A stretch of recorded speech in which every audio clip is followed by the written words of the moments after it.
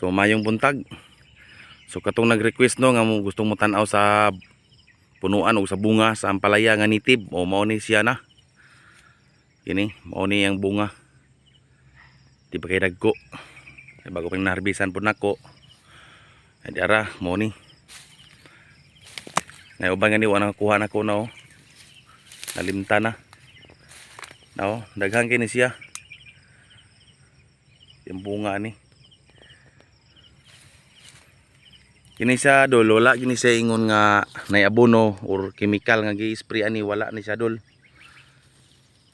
Organic kini siya. Kung abonuhan po ni siya na dol, mas mudagko pag gini siya. Mo ni tara. O mutan-aw mo siyang punuan ni. Layo-layo ni yung punuan ni gi. Yan ning katay naman ni. Atong subayon yung punuan. Ay punuan ri dolo. Mo ni yung punuan. Tara. No. Yang punuan bagno tigay ni. No. Pud ako yung punuan niyo. Tambok.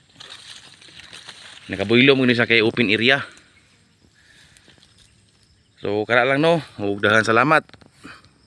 God bless us all.